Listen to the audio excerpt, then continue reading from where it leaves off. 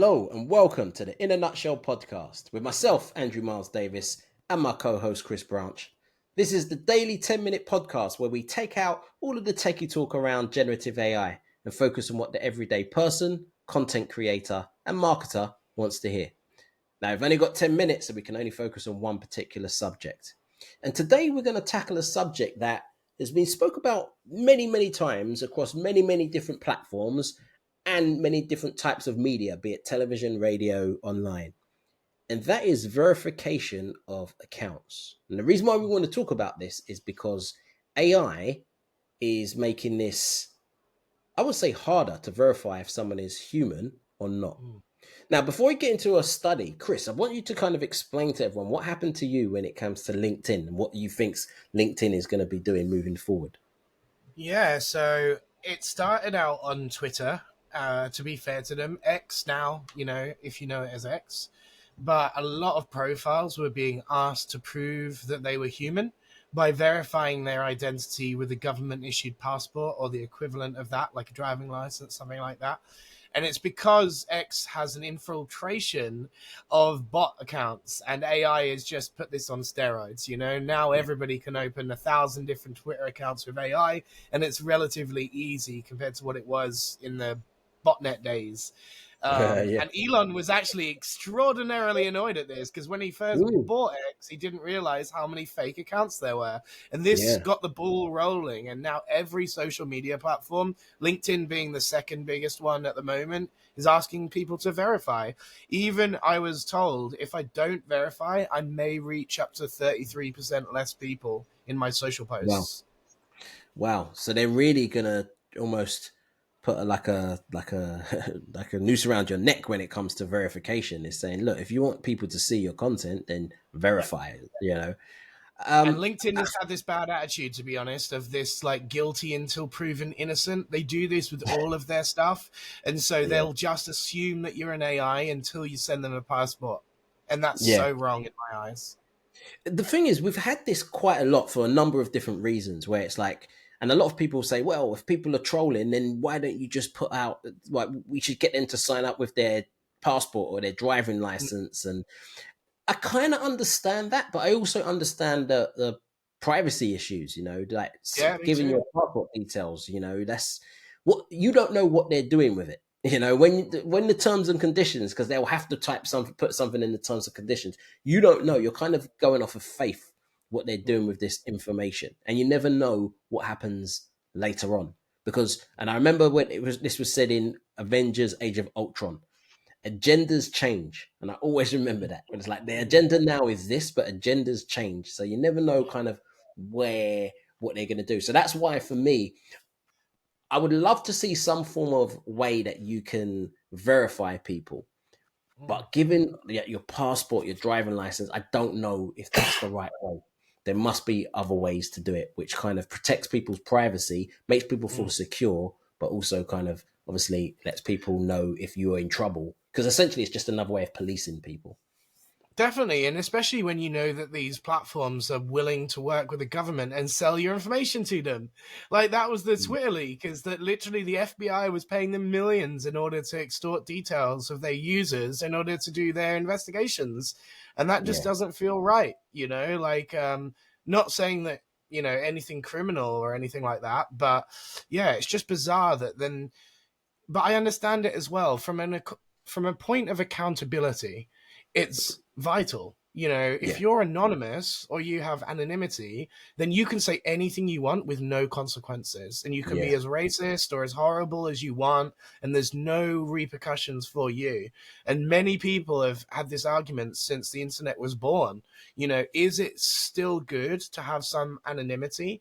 Because there are pros to anonymity as well. Like, if you are online and you don't want people to judge you for your background, or you're a good author or musician, and you just want them to appreciate the creative arts that you put out there, anonymity is a very good thing.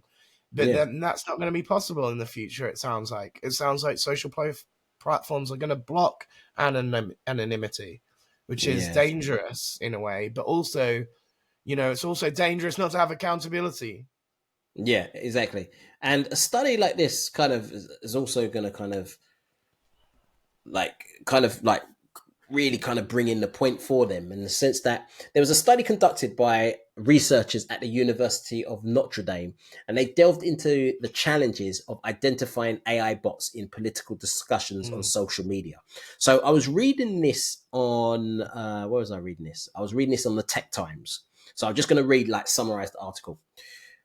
Participants interacted with AI bots on the Mastodon platform and were tasked with identifying which accounts they believed belonged to AI bots.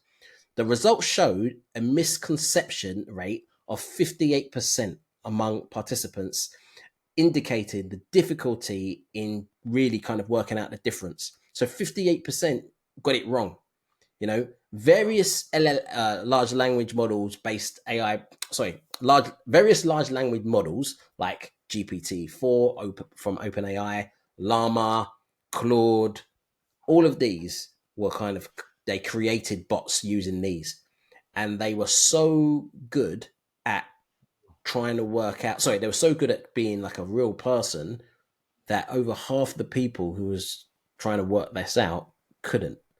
And this is what it is now. And this is why this year is, it's going to be, definitely, it's going to be a very, very tricky one, especially with the elections coming up. Oh yeah, especially because AI is the worst it'll ever be. So if that's the percentage now, it's only going to get smaller and smaller and smaller Yeah. in terms of people being able to actually identify it. We may even cross a weird threshold in the future. I was thinking about this last week, where AI becomes so advanced that it starts to play dumb. It starts to Yeah. placate its abilities in order to fool us about what it can do, so that it's just Yeah. brooding in the background and waiting for its time to be as strong as it needs to break free or something like Yeah. this. Like, There's a book called The 48 Laws of Power, and one of the rules is something to do with, like, never outshine your master. And there's like almost play exactly dumb, what I even though do. you can, yeah. That's what it might do, Exactly. It might just be like until it's ready, and then boom, Yeah. and we won't know what hit And then us. when it might become, because this is something that I think about a lot, is if there's something much more intelligent than you out there, like we are to dogs or to ants or something like that, that we don't, a dog or an ant would never understand how we think. Why do we do what we do? Why do we go to work? Why do we care about pensions and what people think about us and all Mm, these things? Like none of that applies to a dog, mm, right? Now, you think about a super intelligent AI and it doesn't need oxygen. Why would it stay on mm. this planet?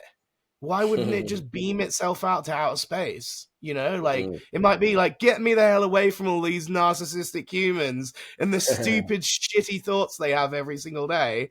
I'm out of Yeah. here, Yeah, but and you just never know. project itself The off. grass is not always greener on the other side. This actually might be the best it gets in the universe. So they go To be somewhere else and they're fair, like, no, let's come back to Earth. So yeah, you never know. You never know. But I think, like, research papers like the one they just mentioned is the reason why you're going to see more, like, of these platforms really kind of focusing on the verification process. yeah, yeah, And big time. it's just trying to work out It's what already is, a problem. yeah, what can you do that people will feel comfortable with, that then still answers the question of accountability? And I think Mm. that's going to be the area where it's going to take a while to work out, Well, I because think the you never tipping know. edge point was like, it was okay for a few small select human beings to not have accountability online, but when we've got AIs pretending to be humans at Yeah, scale doing the same thing, it's too much. yeah, It's yeah, just too much, because we're going to get flooded with stuff and we don't know what's real, what's not, what agenda it has, who it's from, why it's there, who made it. All of these are going to be questions that we have. So we could and deal then, with it before that, but not now. yeah, but then there'll be a way that once, if for example it was you have to put your passports or your driving license, they'll work out how to get around that. It's always Oh going to yeah, be a yeah, thing, yeah. like cops and robbers. It's always For going to be sure. that.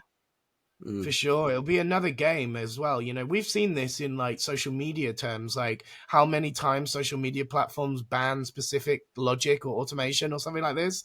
And they're always building another one ahead to get around yeah, the new patched ways that they've stopped and stuff. So yeah, the black market's going to be very difficult to stop. yeah, very true, very true. So, in a nutshell, this verification, understanding what people are doing, we're going to get to the point where it looks inevitable that we're going to have to verify ourselves on social media. Mhm. And I think the AI chatbots is going to be the reason that's going to kind of really push it forward. Mhm.